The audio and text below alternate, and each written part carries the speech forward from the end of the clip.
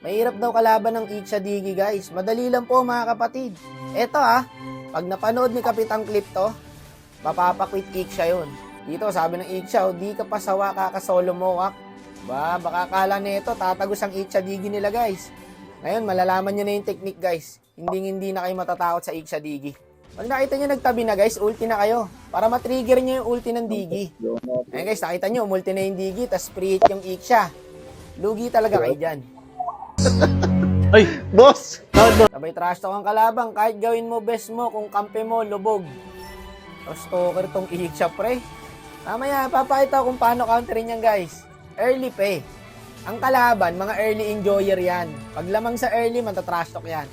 Mamaya, tignan nyo, kakarmahin yan boy. Etong technique na to guys, pag ginawa nyo to, boset ang Iksha Digi. Walang gagawin.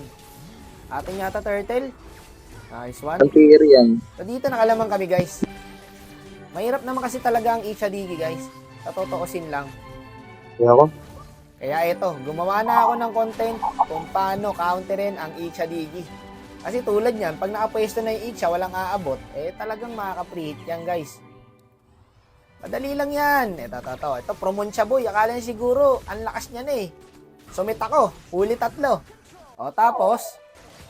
Tapos, ayan lugi sila guys 4 sa 3. Iksha Digi.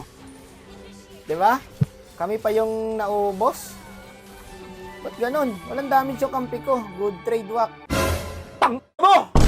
Kaya pala wala pang glowing wand yung Kimi. Tas ang gusto niya mag-blade armor kami. Okay ka lang? Paano tayo nalulugi? Nakameta nga tayo. 2 fighter namin Diba yung nauuso ngayon sa MPL? Ba't gano'n? Pagka random na yung gumawa guys, hindi na effective. Sa MPL lang pala gumagana yon. Chill lang. Namang problema na yung mga kampi ko guys. Ano mga naka-open mic. Kalmahan nyo lang, kakounterin natin yung Iksha Digi na yan mamaya. Magpapasikat pa pupush doon nila yung tower kahit walang minions. Akala nila siguro walang pipigil sa Iksha Digi. Tas dito nag-asim yung Alucard guys. Na-choke sila boy. Tas dito, hindi tinuloy ng Iksha yung ulti niya. Ayun, nabigyan siya ng Lancelot. Naku po. Mga chokeries pala to mga to. Ayan na, nakuha na namin yung Lord guys. Pero hindi ko pa napapakita kung paano counterin ang Iksha Digi. Nakuha namin yung Lord guys no. Hindi pa nakapwesto yung Lord. Ubus na yung kampi ko. Sayang ang lamang. Lamang na naman ang kalaban. Pero hindi na mahalaga yung boy. Eto na. Malapit na boy.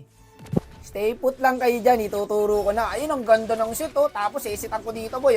Iksha Digi. Uli ang Iksha Digi boy. Wala na. GG na. GG na kami.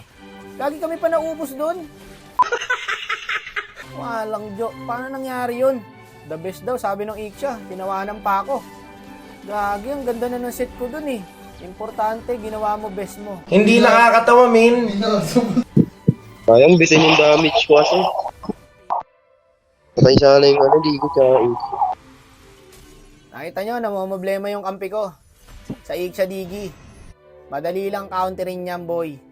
Alam nyo pang counter dyan? Iban nyo. Alam mo talaga ka idol.